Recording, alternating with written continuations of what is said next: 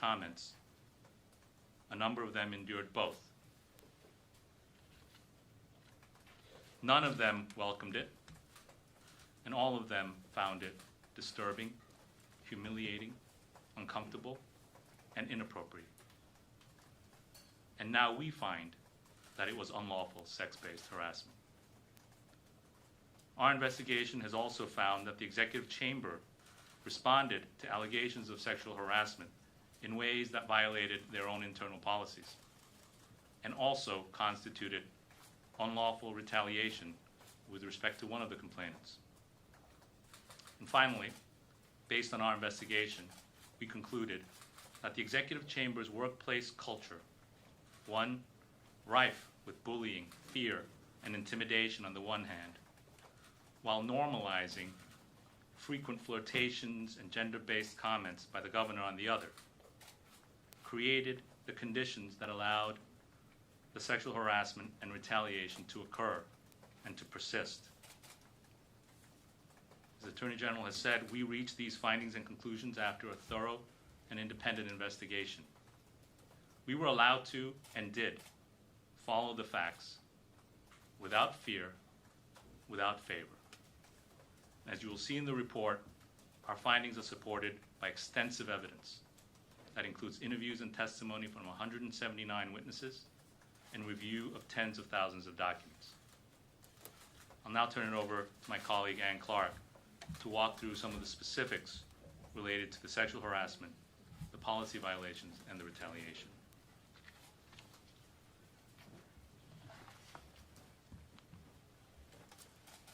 We find that the governor on many occasions engaged in sex-based harassing conduct and conversations. The most serious was the governor's unwelcome physical contact with women, including touching intimate body parts. He engaged in this conduct with state employees, including those who didn't work in the executive chamber, as well as non-employees. One current employee, who we identify as Executive Assistant Number 1, endured repeated physical violations. On November 16, 2020, in the Executive Mansion, the governor hugged Executive Assistant Number 1 and reached under her blouse to grab her breast. This was the culmination of a pattern of inappropriate sexual conduct, including numerous close and intimate hugs, where the governor held her so closely that her breasts were pressed against his body, and he sometimes ran his hands up and down her back while he did so. There were also several occasions on which the governor grabbed her butt. Executive Assistant Number 1 had vowed that she was going to take these violations, as she put it, to the grave. She was terrified that if she spoke out, she would lose her job. But she broke down in front of colleagues when she heard the governor on March 3, 2021, in his press conference claim that he had never touched anyone inappropriately. She then confided in her coworkers, who saw her break down, as to what had happened, and they were the ones that reported the conduct to attorneys in the executive chamber. The governor also several times inappropriately touched a state trooper assigned to the unit to protect the governor. In an elevator, while standing behind the trooper, he ran his finger from her neck down her spine and said, "Hey, you." Another time, she was standing holding the door open for the governor. As he passed, he took his open hand and ran it across her stomach from her belly button to the hip where she keeps her gun. She told us that she felt completely violated to have the governor touch her, as she put it, between her chest and her privates. The governor also inappropriately touched women who were attending work-related events at which the governor made remarks. At one event in September 2019, while having his picture taken with an employee of a state entity, the governor grabbed this young woman's butt. At another event in May of 2017, the governor pressed and ran his fingers across the chest of a woman while reading the name of her company, whose logo was on her chest.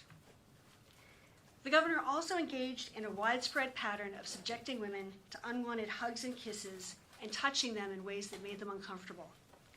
Conduct that is not just old-fashioned, affectionate behavior, as he and some of his staff members would have it, but unlawful sex-based harassment. In addition to the physical conduct, our investigation found that the governor regularly made comments to staff members and state employees that were offensive and gender-based. For example, the governor crossed the line many times when speaking with Charlotte Bennett, a briefer and executive assistant, particularly in spring of 2020. When she confided in the governor that she had been sexually assaulted in college, he asked her for the details of her assault. When talking about potential girlfriends, he said he thought he could date women as young as 22, knowing that Miss Bennett was 25 at the time. He asked her whether she had ever been with older men. He told her that he was lonely and wanted to be touched. He asked her if she was monogamous and what she thought about monogamy. He speculated on how her history as a sexual assault survivor might affect her romantic life. He told her that she looked like Daisy Duke. He suggested that she get a tattoo she was contemplating on her butt and asked her if she had any piercings anywhere other than her ears. Miss Bennett texted to a friend on the day where many of these comments were made that she was upset and confused and that she was shaking. Another example is the governor's comments to the state trooper, the same trooper he touched on the stomach and back. After the governor had become single, he asked the trooper how old she was. When she responded that she was in her late 20s, he said, "That's too old for him." He then asked her how much of an age difference he thought he could have between him and a girlfriend and have the public still accept it. She suggested it might be a good idea to stick with women at least as old as your daughters. She then tried to deflect the conversation by asking the governor what he was looking for in a girlfriend. He responded that he was looking for somebody who could handle pain. Another time, when the governor found out that the trooper was engaged, he asked her why she'd want to get married because, among other things, your sex drive goes down. As detailed in the report, employees recounted a pattern of similarly offensive comments and conversations, such as the governor repeatedly asking Executive Assistant Number 1 whether she would cheat on her husband, saying to her, "If you were single, the things I would do to you," telling her that she looked great for her age, which was early 30s, and for a mother, calling her and coworker Alyssa McGrath mingle mamas, comparing Lindsay Boylan to a more attractive version of one of his ex-girlfriends and to actresses. Women also described to us having the governor seek them out, stare intently at them, look them up and down, or gaze at their chest or butt. In sum, the governor routinely interacted with women in ways that focused on their gender, sometimes in explicitly sexualized manner, in ways that women found deeply humiliating and offensive. Both federal and state law prohibit gender-based harassment in the workplace. In fact, the governor himself, in August of 2019, passed a law that eliminated in New York State the requirement that harassing conduct needed to be severe or pervasive. In New York, a woman need only show that she was treated less well, at least in part, because of her gender. The governor's conduct, detailed in the report, clearly meets and far exceeds this standard. We also find that the executive chamber failed to follow its own harassment policies and procedures, ones that on paper are consistent with New York legal requirements. This was exemplified by the handling of Charlotte Bennett's complaint. In June of 2020, Ms. Bennett told the governor's chief of staff about recent conversations of a sexual nature that were so uncomfortable that she no longer wanted to interact with the governor. The chief of staff relayed Ms. Bennett's complaints to others in the governor's inner circle and transferred Ms. Bennett within days. 2 weeks later, the chief of staff and a special counsel spoke with Ms. Bennett, who detailed interactions with the governor that went back to May of 2019. The chief of staff and special counsel both found Ms. Bennett to be credible. The chief of staff consulted with the special counsel and with Melissa DeRosa, the secretary to the governor, and they decided they did not need to report this to the governor's Office of Employee Relations, GOER, or conduct any meaningful investigation. They simply moved Ms. Bennett and instituted a policy of not having a junior staffer be alone with the governor, and even that, they said, to protect the governor. That response, we find, was a violation of the Executive Chamber's harassment policy, which clearly requires that all possible harassment be reported to GOER and investigated. Now, 6 months later, in December of 2020, when Lindsay Boylan tweeted that she had been sexually harassed by the governor, the Executive Chamber once again failed to report the issue to GOER. Although Mr. Rosa, the special counsel, and certain other advisors knew about the allegations that Charlotte Bennett had made that the special counsel had found credible, no one treated Ms. Boylan's allegations seriously other than as a threat to the governor. Rather than any effort to determine if the governor had engaged in a pattern of sexually harassing behavior, a team of senior staffers, former staffers, and outside confidants with no official title or role mobilized to attack and try to neutralize Ms. Boylan by sharing disparaging information with the press. Within hours of Ms. Boylan's December 13, 2020 tweet alleging sexual harassment, key members of the governor's inner circle had obtained confidential memos, ones that were stamped attorney-client privileged. They were primarily about an interaction between Ms. Boylan and an assistant. They then redacted the names of individuals other than Ms. Boylan and started sending the memos to reporters. There was also a proposed letter or op-ed drafted by the governor that went through several drafts. The letter attacked Ms. Boylan for alleged conduct at work, for alleged conduct with men other than the governor, as well as postulating various political conspiracies, including that Ms. Boylan was funded by far-right Republicans and supporters of Donald Trump. Although the letter was never published, it was sent or read to a variety of people outside the executive chamber, either to get their advice or ask them to sign their names to it, and shared ultimately with at least one member of the press. The governor was arguing for the release of that letter. He was finally convinced to abandon it by a number of people who thought the letter was a bad idea, in part because what was in the letter couldn't be substantiated and because they thought that victim shaming would be bad as a strategy. Both federal and state law prohibit an employer from taking any action that would dissuade a reasonable employee or former employee from making or supporting a charge of discrimination.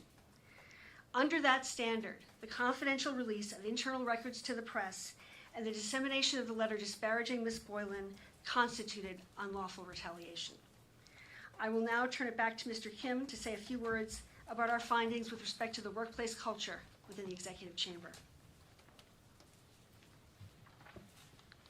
Thank you, Ms. Clark. As set forth in our report, we find that the culture within the executive chamber contributed to the conditions that allowed the governor's sexually harassing conduct to occur and to persist. The culture also informed the way in which the executive chamber responded to allegations of sexual harassment, as Ms. Clark has described, through violations of their own policies and through unlawful retaliation. Well, what was the culture? Words that witnesses have used repeatedly to describe it include toxic, hostile, abusive. Others use words like fear, intimidation, bullying, vindictive. As one senior staffer stated bluntly, as the sexual harassment allegations became public in March of this year in text exchanges with another in the administration, I quote, "Hopefully, when this is all done, people will realize the culture, even outside of the sexual harassment stuff, is not something you can get away with. You can't berate and terrify people 24/7, close quote. It was a culture where you could not say no to the governor. And if you upset him or his senior staff, you would be written off, cast aside, or worse. But at the same time, the witnesses described a culture that normalized and overlooked everyday flirtations, physical intimacy, and inappropriate comments by the governor. One senior staffer testified that at a work event, she sat on the governor's lap. Another staffer said she recalled kissing the governor on the lips. The governor testified that those things may have happened with senior staffers. One complainant described her interactions with the governor by saying they were, quote, strange and uncomfortable. But it was like the Twilight Zone. The typical rules did not apply. You should just view it as a compliment if the governor finds you aesthetically pleasing enough, close quote. The coexistence in the executive chamber's culture of fear and flirtation, intimidation and intimacy, abuse and affection created a work environment ripe for harassment. As another complainant testified, and I quote, "What makes it so hard to describe every single inappropriate incident is the culture of the place. On the one hand, he makes all this inappropriate and creepy behavior normal and like you should not complain. On the other hand, you see people getting punished and screamed at if you do anything where you disagree with him or his top aides. I really just wanted to go to work and be recognized for my work and nothing else," close quote. Charlotte Bennett, the complainant Ms. Clark mentioned, who was transferred after she reported inappropriate comments by the governor to senior staff, summarized her experience in a text message as follows, quote, "The verbal abuse, intimidation, and living in constant fear were all horribly toxic, dehumanizing, and traumatizing. And then he came on to me. I was scared to imagine what would happen if I rejected him. So I disappeared instead. My time in public service ended because he was bored and lonely. It still breaks my heart." That's a quote from a text that Ms. Bennett wrote. This culture made it all the more difficult, if not impossible, for complainants to report the harassment from which they were suffering, particularly when the harasser was the governor of the state of New York. But one by one courageous woman after another stepped forward. They stepped forward to say, enough is enough.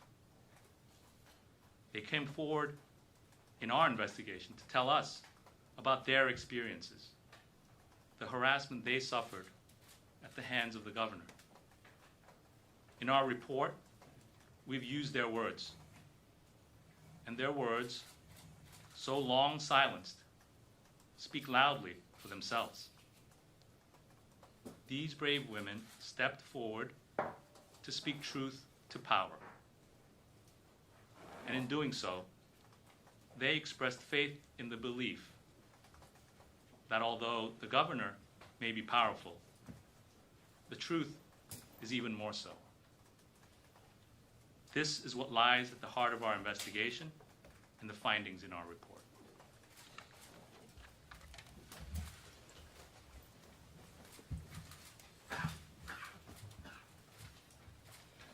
We will now take questions, and the questioning will be directed by Delaney Kempner. Please say your name and your outlet. Marcia Kramer from CBS. I wondered if you could tell me if the governor will be facing any, I know this is a civil investigation, but were you making any referrals to prosecutors so that he could face either state or federal charges? Our work is concluded, and the document is now public. And the matter is civil in nature and does not have any criminal consequences. It is my understanding. I will state that it's our understanding that for the young woman whose breast was groped, that the Albany Police Department already has a report about that. As for anything else, as the Attorney General stated, all the information is fully documented in the report, and any prosecutors or police departments can look at the evidence and determine if they want to take further action. Josefa? Hi, Josefa Velasquez, curiosity. Now that this report is concluded, will your office be sharing it with the Assembly's committee that is investigating whether or not these are impeachable offenses, and if so, what's the coordination between the office and the Assembly? There is no coordination between the Office of Attorney General and the Assembly. The document is now public and will be distributed to members of the Assembly as well as the leadership. Ms. James, can the governor Can you be... introduce Oh, yourself? Bernadette Hogan from the New York Post. Can the governor be sued in any way? Is there a statute of limitations, or are there any penalties specifically tied to this report? I know Ms. Clark can speak to that. Sure. There's no penalty specifically tied to this report. The women can decide, some of the women can decide themselves if they want to bring a civil action. The statute of limitations is generally 3 years under one federal statute and the state law, and a little bit shorter under another federal statute, although for hostile work environments, as long as one act occurs within the statute of limitations, one can go back to cover the entire hostile work environment. And in regards to the violation against the executive chamber's own policy, what kinds of violations could be? I can't think of a specific law that would violate, but that certainly is taken into account in determining liability for sexual harassment. Data is with Channel 7. Ms. James, can I ask you, do you think the governor, given the devastating nature of this report, and I get what you're saying about it's up to local prosecutors if they want to move forward on this, but do you think that this would all be wrapped up well if you would resign, leave? That decision ultimately is up to the governor of the state of New York. The report speaks for itself. And right now I think we should all be focused on the courageous and bravery of the women who came forward. And all of us should be focused on keeping women safe, believing women, and allowing women to speak their truth. And that's exactly what this document does. Andrew Rusev from WNBC. You mentioned in your opening remarks today defending the credentials of your investigators today. Were you personally bothered by the governor's own remarks in the past week or so that you could just Google their backgrounds and draw your own conclusion that this is a politically motivated investigation? There were attempts to undermine and to politicize this investigation. And there were attacks on me as well as members of the team, which I find offensive.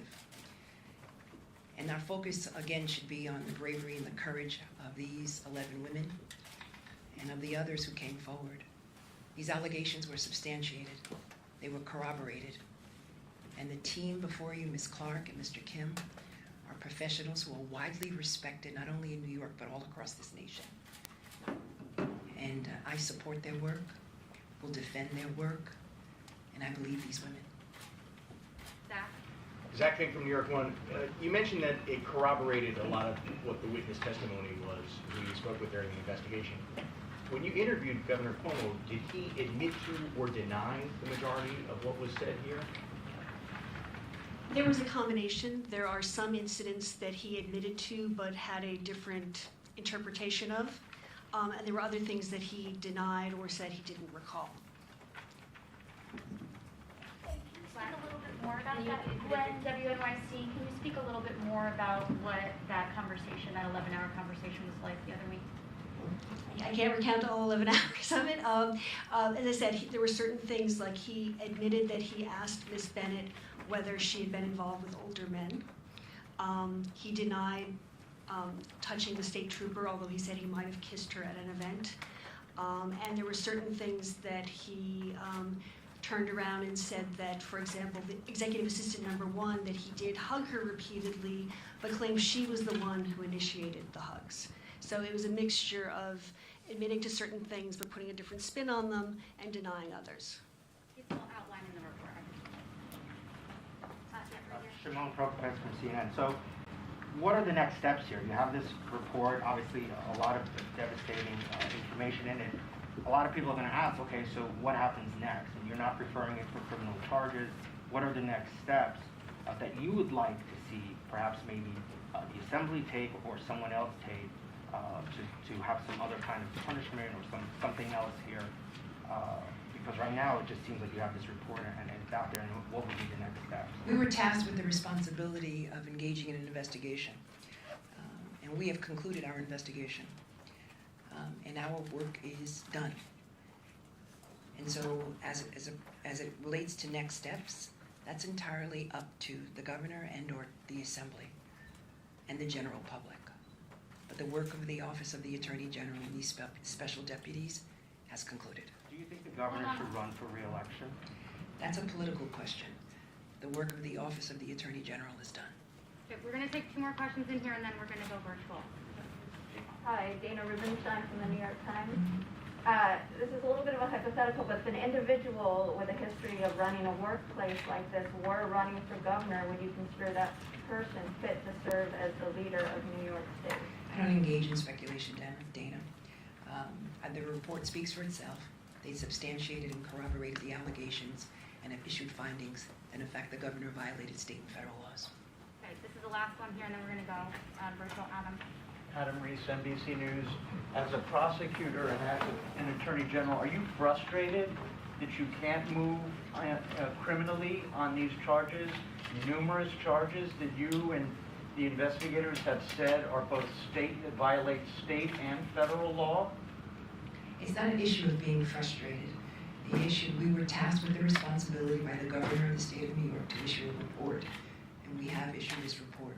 And all throughout the process, we put our heads down, we've done our work, and at this point, we're going to allow the chips to fall where they may. Okay, we're going to go virtual now. Fabian. Thank you, everybody. If you have a question, please click the raise hand button. If you have a question, please click the raise hand button. First, we're going to hear from John Campbell from Gannett. John, your mic is open.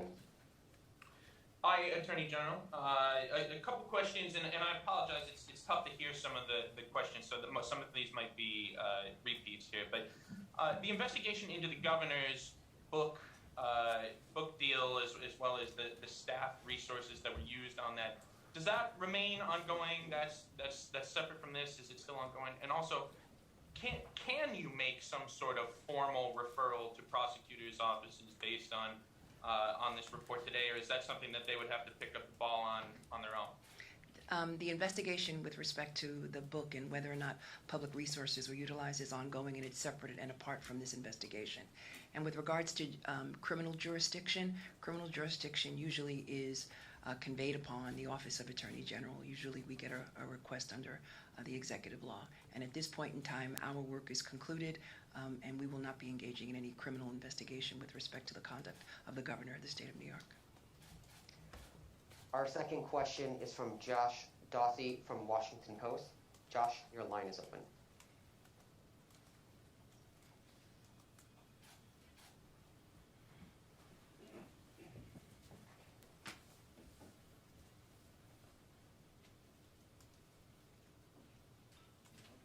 Josh, you have to unmute your line. Can you hear me now? I'm sorry. Yeah, we can hear you, Josh. I said, hi, Attorney General. Hi, Josh. There appear to be about 11 allegations here, 11 different victims. Did you find all 11 of the victims who came forward to be credible, and were you able to find contemporaneous notes or proof about all 11 of the victims? We found all 11 women to be credible. There was corroboration to varying degrees. Probably at the end of being most corroborated, Charlotte Bennett talked to people and texted people contemporaneously. Some of her texts were practically in real time regarding conversations with the governor. As well, the reports that she made to the chief of staff and the special counsel, their contemporaneous notes are quite consistent with what she has said to the press and what she told us. The state trooper, the touching incidents, the one where he touched her stomach was witnessed by another state trooper who confirmed it to us. The kiss, the governor kissed her once, that was confirmed to us by another state trooper, and there were other incidents where she told people at the time. Other people that we spoke to did tell people at the time, and we confirmed with the people they spoke with, or had written documentation, either text messages or emails, in which they recounted things contemporaneously. So things when you see the report, everything is documented. Things were very well corroborated. Our next question is from Emma Kinnery from Bloomberg News. Emma, your line is open. Hello, thank you. I was wondering, you said that your work is done, but there's still a criminal matter in place. What will happen from there? So I cannot speculate as to what will happen from external agencies and or external legislative bodies. That is entirely up to them. But as far as the Office of Attorney General is concerned, our office and our investigation has concluded. We will be issuing this report along with evidence to the general public. Our next question is from Brian Tornelli from the New York Law Journal. Yes, can you hear me okay? Yes. So I know that there was mention of a report to the Albany Police Department regarding the groping incident. Can you specify if that was made by the executive chamber, or has the victim herself stepped forward and given a report to the Albany Police Department? It's our understanding that the report was made by the executive chamber.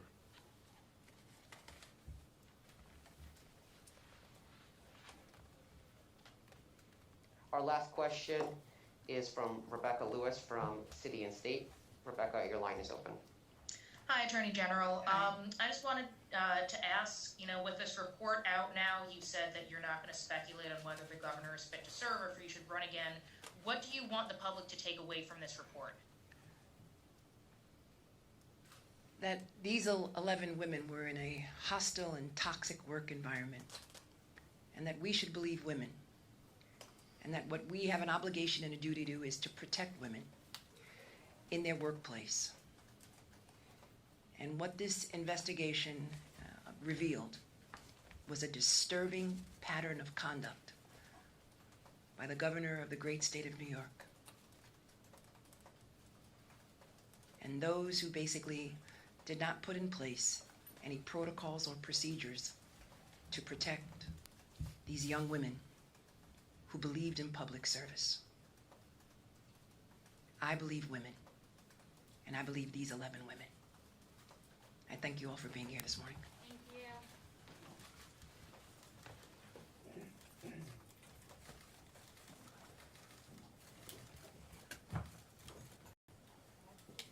So the report should have reached everybody's inbox by now. I do have paper copies of the release if you want that, but that also will be here. Let me know. Can I have a paper copy? No.